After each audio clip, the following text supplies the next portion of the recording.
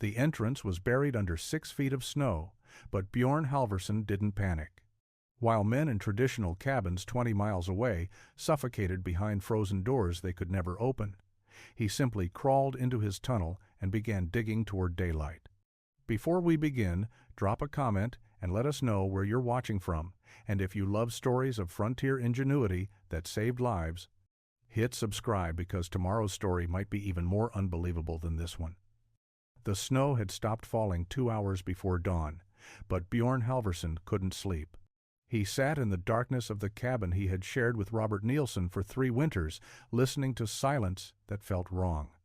Robert had left the previous afternoon to check their northern trap line, a routine trip that should have taken 4 hours. He had been gone for 16. When gray light finally broke through the single window, Bjorn pulled on his fur coat and stepped outside. The spring blizzard had deposited nearly 3 feet of fresh snow across the Montana Valley they called home. The temperature had dropped brutally after the storm passed, and the morning air burned his lungs with each breath. He followed the direction Robert would have taken, moving through snow that came to his knees in the shallow places and his waist where drifts had formed. He found Robert a quarter mile from the cabin, 15 feet from their front door. His partner lay face down in the snow, one hand extended toward the structure they had built together in the autumn of 1873. Bjorn knelt beside the body, already knowing what had happened, but needing to see the evidence. Robert's face was blue-gray, his beard crusted with ice, his eyes frozen open. There were no wounds, no signs of animal attack, no indication of anything except cold and failed breath. Bjorn looked back at the cabin and understood immediately. Smoke had stopped rising from the chimney sometime during the night. The door, a simple construction of pine planks hung on leather hinges, hung slightly open now, but ice had formed along its edges where moisture from inside had frozen solid during the coldest hours. He walked to the structure and examined what had killed his partner. The door frame was thick with ice. The leather hinges had contracted and frozen in the extreme cold. When Bjorn pushed on the door from outside, it moved only slightly, the ice creating resistance that would have been impossible to overcome from inside. He stepped through the entry and immediately smelled smoke residue that had filled the interior. The fireplace showed evidence of a fire smothered by poor draft. The chimney had become blocked during the storm. Robert had faced a lethal situation, smoke filling the cabin from a blocked chimney, a door sealed shut by ice. He had chosen to escape, succeeding in breaking through the frozen door, but the effort had cost him precious minutes and precious warmth. Disoriented by smoke, exhausted by the struggle, he had made it only 15 feet before his body gave out. Bjorn spent that day digging through frozen earth to create a grave on the hillside. He buried Robert as the sun set, marking the spot with stones. That night, alone in the cabin, Bjorn sat by a carefully managed fire and stared at the door. The feature meant to protect them had killed his partner as surely as any bear. If it had killed Robert, it could kill anyone. Bjorn knew he would never again sleep behind a door in wilderness country. He would find another way. Bjorn finished the spring trapping season alone, working the lines he and Robert had established over 3 years of partnership. The work was mechanical, requiring little thought, which left his mind free to circle endlessly around the problem of the door. Every evening he returned to the cabin and studied the structure with new eyes, seeing weaknesses he had never noticed before. The leather hinges that had frozen solid were an obvious failure. Point. The simple wooden latch offered no security against ice formation. The door itself, constructed from planks, held together with cross pieces, had warped slightly over 3 winters, creating gaps that let in wind and moisture. But the problem extended beyond their specific cabin. As Bjorn moved through the surrounding territory over the following weeks, he began visiting other trappers' camps and examining their construction methods. Most mountain men built using nearly identical techniques because those techniques had been passed down through informal mentorship and practical experience. Logs notched at corners and stacked to form walls. A single door on leather or simple iron hinges. One small window covered with oiled paper or rawhide. a roof of poles, and bark. The structures could be completed in 4 or 5 days, with 2 men working steadily. Bjorn found 3 abandoned cabins within a 20-mile radius of his camp. 2 had doors torn completely off, the leather hinges rotted or ripped apart. One showed evidence of bear damage, where the animal had exploited the natural weakness of the door frame, tearing away the jamb to gain entry. The 3rd cabin had a collapsed roof, the weight of accumulated snow having exceeded what the simple pole structure could support. He talked to every trapper he encountered during May and June of 1876. The conversations followed similar patterns. Everyone had stories of doors that froze shut during cold snaps. Several men described near-death experiences remarkably similar to what had killed Robert. Ezra Thornton had survived a night trapped in his cabin when his door froze solid, saving himself only by cutting through the rawhide-covered window and crawling out into a blizzard. Nathaniel Pierce had lost 3 toes to frostbite after spending 2 hours attempting to force open a frozen door before finally breaking through. Silas Crawford dismissed such concerns entirely, insisting that a man tough enough for mountain life should be tough enough to handle a stubborn door. The pattern became undeniable. Doors were the most vulnerable point in any cabin structure. They failed in cold when ice sealed them shut. They failed in heat when leather dried and cracked. They failed under force when bears or hostile raiders targeted the obvious entry point. They failed during heavy snow when drifts buried them completely, making exit impossible even if the door itself remained functional. Every trapper accepted these risks as inevitable, part of the cost of wilderness living. Bjorn could not accept that inevitability. Robert's death had shown him that acceptance meant eventual death for anyone who spent enough winters behind a door. There had to be another approach, some method of shelter that eliminated the door entirely while still providing protection from elements and predators. The answer existed somewhere.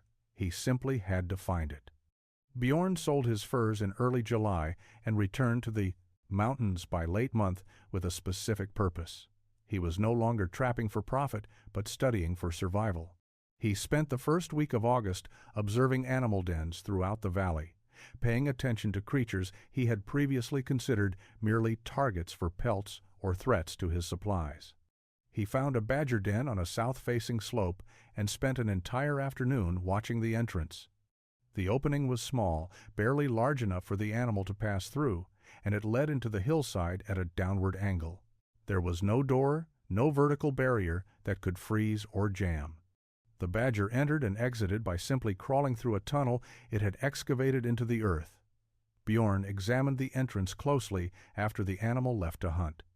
The tunnel descended approximately 2 feet before turning horizontally into the hill. Dirt from the excavation was piled to one side, and the entrance showed no signs of collapse despite heavy rains that had fallen the previous week.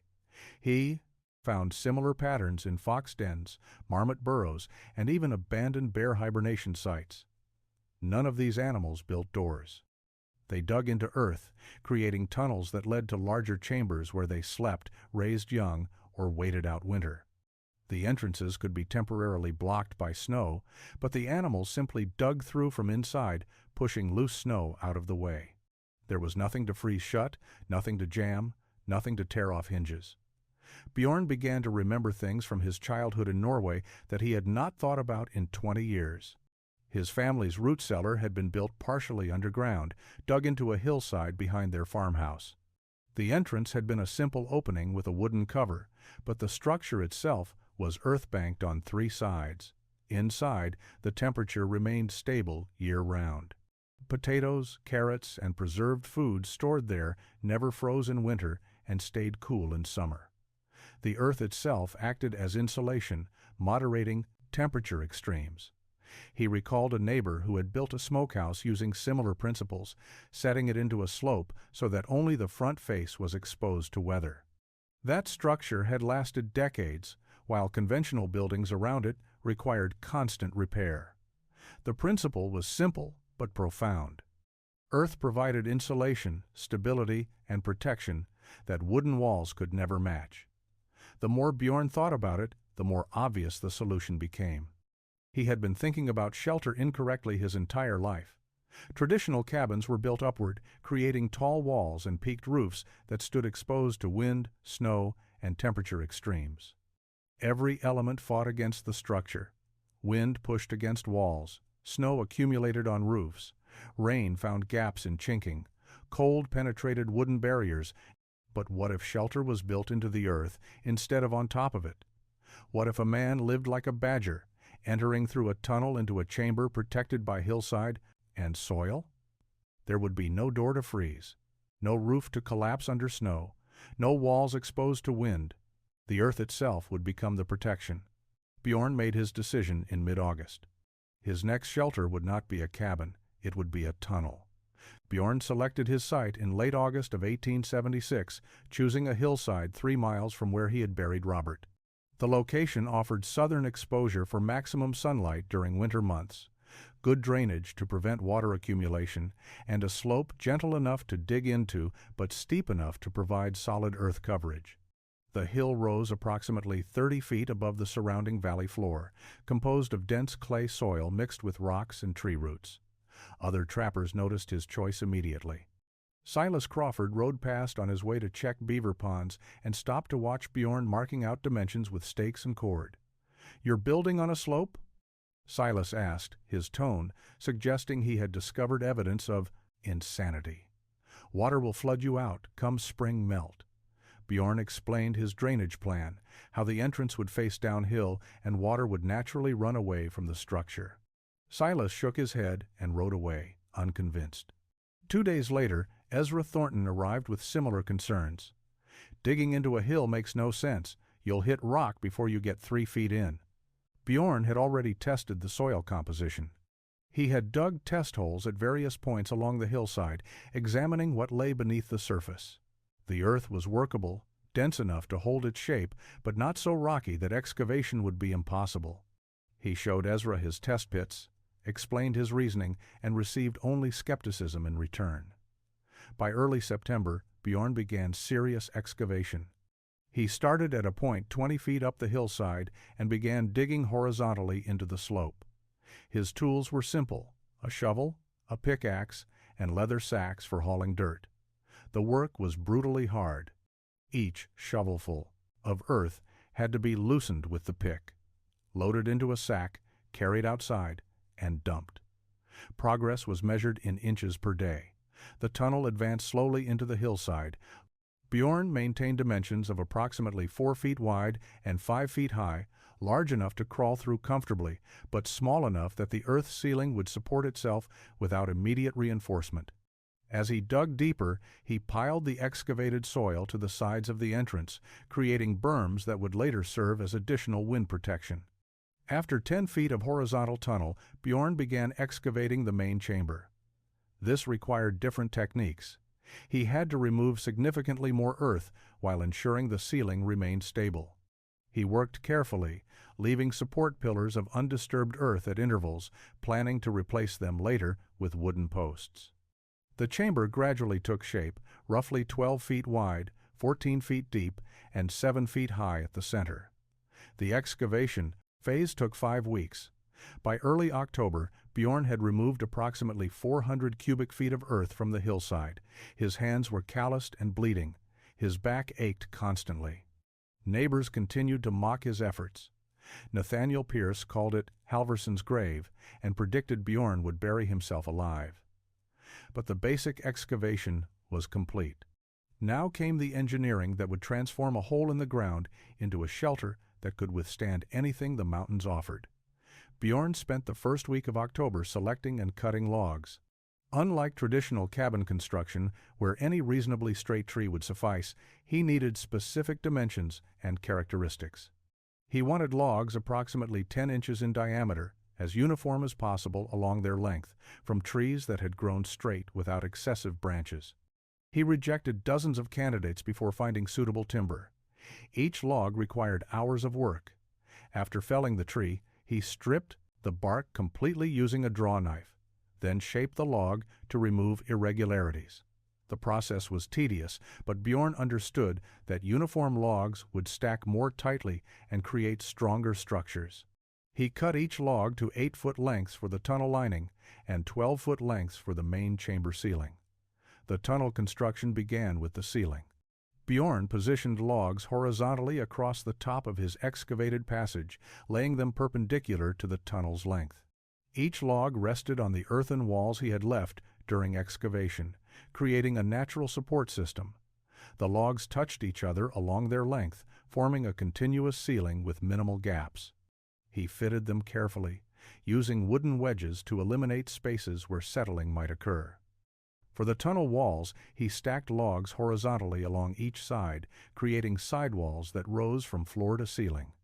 These logs interlocked with the ceiling logs at the top, forming a rigid structure. The weight of earth he would pile on top would compress everything together. But first, he needed to address the entrance. At the tunnel opening, Bjorn installed 2 vertical support posts. He sank these posts 3 feet into the ground and extended them 7 feet upward to meet the first ceiling log. Each post was 14 inches in diameter, massive compared to the tunnel logs. Their purpose was to transfer the weight of the entire earth-covered ceiling down into the ground, preventing collapse at the most vulnerable point where tunnel met open air. He mortised the ceiling logs into these vertical posts, cutting rectangular notches so the horizontal and vertical timbers locked together. The joint was crude by carpenter standards, but effective for its purpose. Force applied to the ceiling would be transmitted through the posts into bedrock below, rather than creating lateral pressure that might collapse the entrance. The main chamber required different engineering. Bjorn built a framework of ridge poles spanning the width of the excavated space, resting on the earthen walls. He spaced these poles 18 inches apart, closer than necessary for a conventional roof, because the weight they would bear was substantially greater. Across these ridge poles, he laid smaller logs side by side, creating a complete ceiling coverage. Between each log in both tunnel and chamber, Bjorn packed a mixture he had developed through experimentation. He combined clay dug from a stream bed with horsehair obtained by trading with a passing freight wagon and pine resin he had boiled down from collected sap.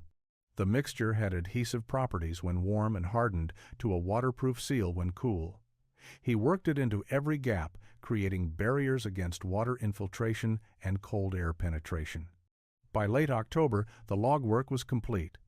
Now came the critical phase, covering everything with earth. Bjorn began the earthwork in early November, just as the first serious cold settled into the valley. He shoveled dirt onto the log ceiling of his tunnel and main chamber, building up layers gradually to avoid crushing the structure with sudden weight. The soil came from the massive pile he had created during excavation, supplemented by additional earth he dug from the hillside above his shelter.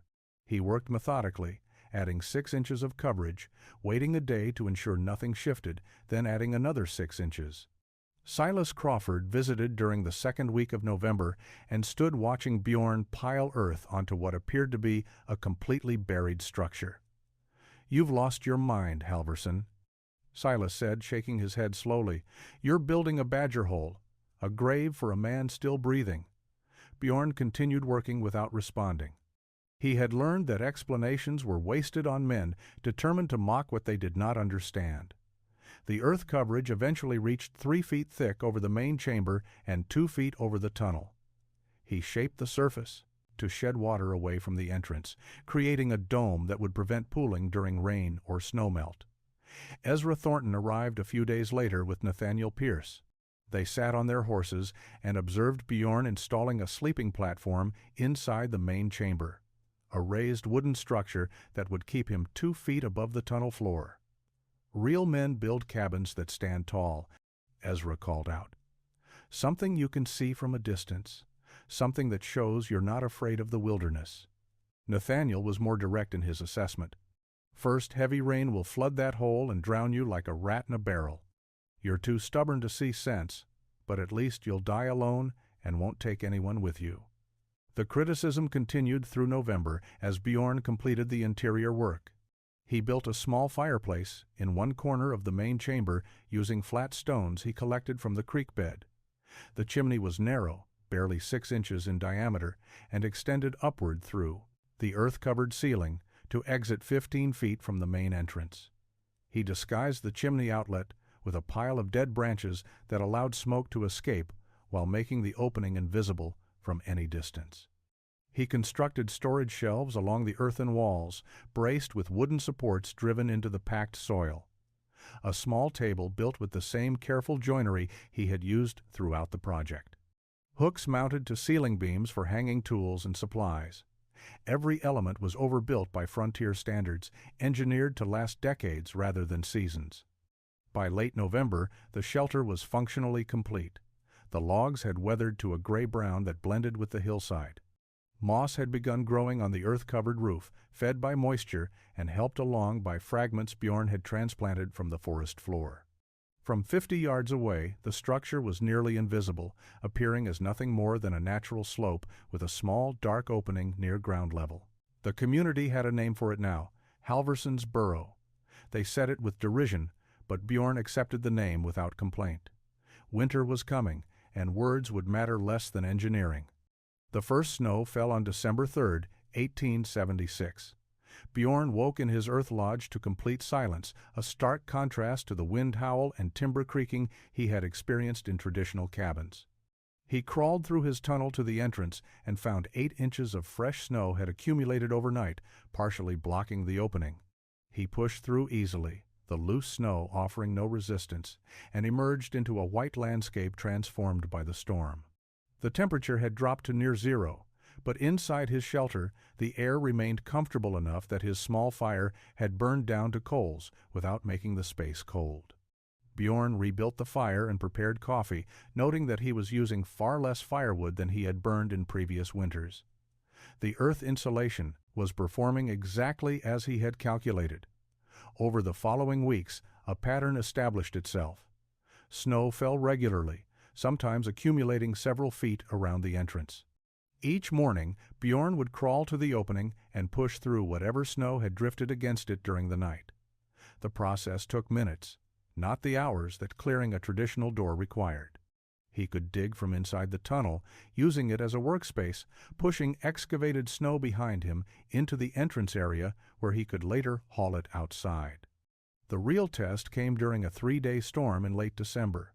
Wind drove snow horizontally across the valley, creating drifts that buried everything at ground level. Bjorn's entrance completely disappeared under a drift that measured nearly 5 feet deep at its peak.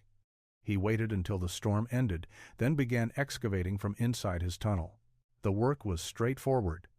He used a wooden paddle to push snow backward through the tunnel into the main chamber, where he packed it against one wall. Once he had created a path roughly 3 feet long, he switched to simply compressing the snow to the sides of the tunnel rather than removing it entirely. Within 30 minutes of starting, he had opened a passage to the surface. He emerged into brilliant sunshine reflecting off pristine snow, checked his trap lines within a 2-mile radius, and returned to his shelter by early afternoon. He heard reports from other trappers throughout the winter. Ezra Thornton had burned through his entire woodpile by mid-January and was cutting fresh timber in brutal cold because his drafty cabin consumed fuel at an unsustainable rate. Nathaniel Pierce had spent 6 hours chopping ice from his door during a cold snap, finally resorting to building a fire against the doorframe to melt the ice seal. Silas Crawford had given up on his door entirely after it warped and refused to close properly, hanging a heavy blanket across the opening instead. Bjorn's tunnel shelter required none of these desperate measures. The temperature inside remained stable regardless of conditions outside. His firewood supply diminished slowly. The entrance, despite being buried repeatedly, never took more than an hour to clear in the worst conditions. By February, Bjorn knew his design worked, but the ultimate test was still coming. The sky on January 27, 1877, had a quality Bjorn recognized from years of reading mountain weather. The air was utterly still. The temperature had risen slightly despite the season, and the light had taken on a flat, gray character that signaled major precipitation. He spent that afternoon bringing in extra firewood, filling his water containers from the creek, and checking his food supplies. Everything suggested a significant storm was approaching. Snow began falling just after dark. By midnight, it was coming down so heavily that Bjorn could not see 10 feet beyond his entrance when he crawled out to check conditions. The wind had picked up, driving snow horizontally across the landscape. He retreated into his tunnel, secured the leather cover he had fashioned for the entrance as an inner barrier against wind-blown snow, and settled in to wait. The blizzard continued without pause through the entire next day. Bjorn maintained a small fire for warmth and cooking, burning far less wood than would have been necessary in an exposed cabin. The chimney draft worked perfectly, pulling smoke upward and out through the concealed opening despite the wind howling across the surface above him. Inside the earth lodge, he could hear the storm only as a distant, muffled roar, like standing inside a cave while a river raged outside. By the second day, the entrance tunnel had filled completely with wind-driven snow. Bjorn began the excavation process methodically. He worked from inside the main chamber, crawling into the tunnel and using a wooden paddle to push snow backward into the living space. He packed it against the walls in areas he did not need for movement. The work was physically demanding, but not dangerous. He could rest whenever necessary, warm himself by the fire, then return to digging. After 2 hours of work, he broke through to the surface. The opening he created was immediately filled by blowing snow, but he could see daylight through the white chaos. He pushed through, emerging into a world transformed. Drifts had created a landscape of white hills and valleys where flat ground had existed before. The storm showed no signs of diminishing. Bjorn checked the area immediately around his shelter, noted that several feet of snow now covered the roof, adding insulation rather than creating problems, then retreated back inside. He repeated this process each day. The entrance would fill with snow overnight or during heavy wind periods. He would excavate from inside, create an opening, check conditions, and return. The tunnel system functioned exactly as designed, giving him the ability to maintain access to the outside world regardless of accumulation levels. On the fourth day, January 31st, the snow finally stopped.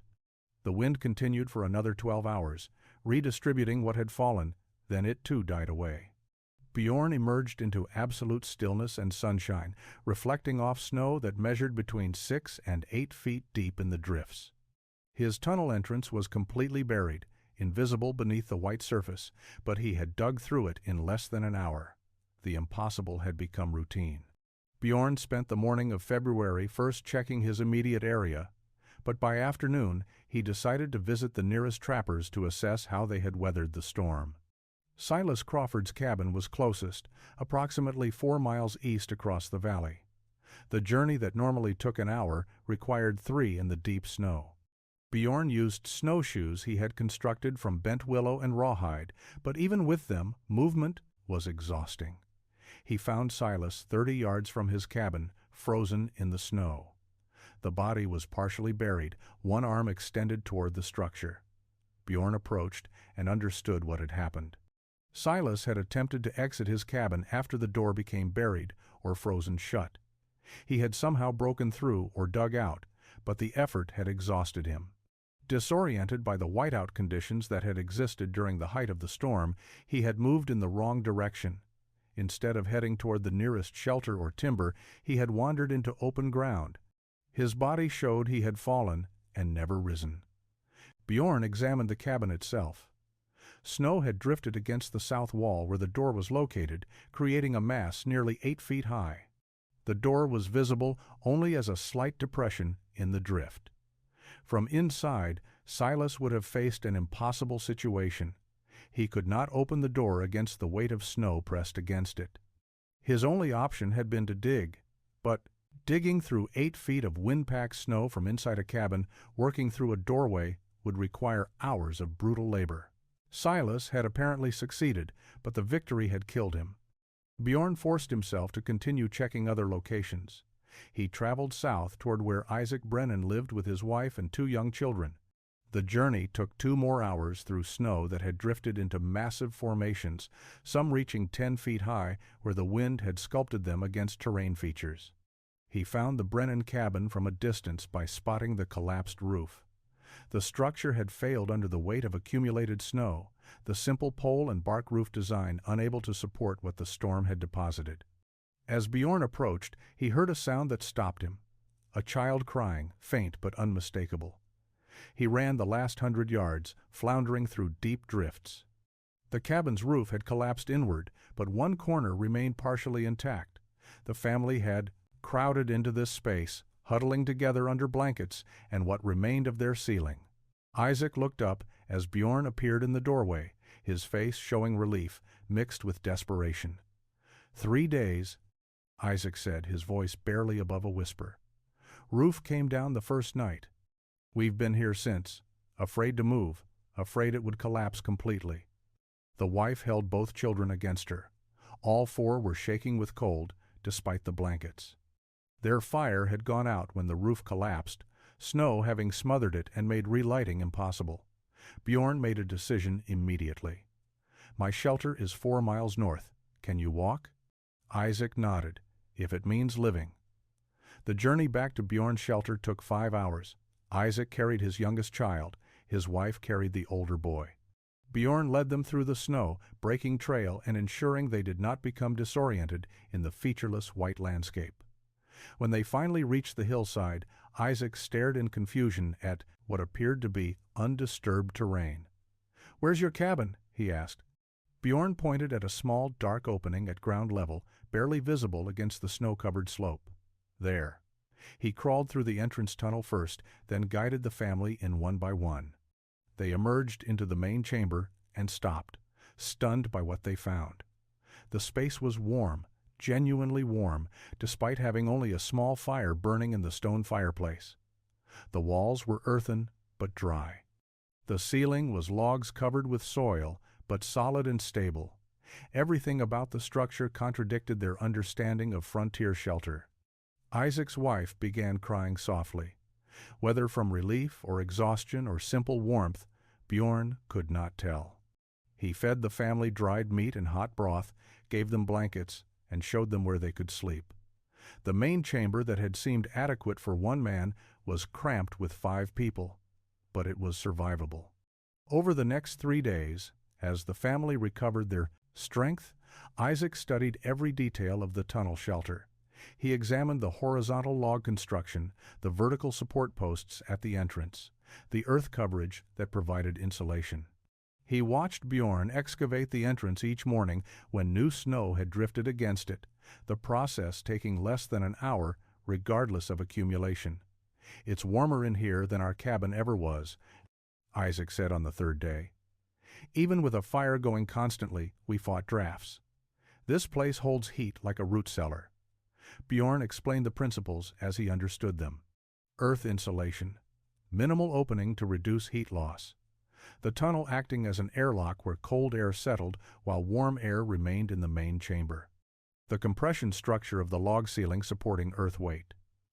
Isaac listened with the attention of a man whose previous assumptions had nearly killed his family.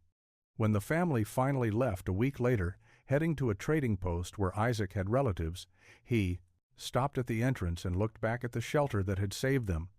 "I'm building one of these come spring," he said. Exactly like this.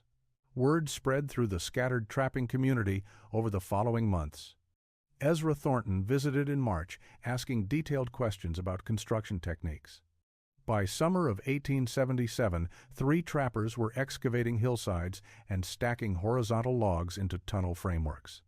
They called them earth lodges, or tunnel shelters, and within 5 years, the design had spread throughout the northern territories, where winter killed men in conventional cabins. Bjorn continued living in his original shelter for 15 more years.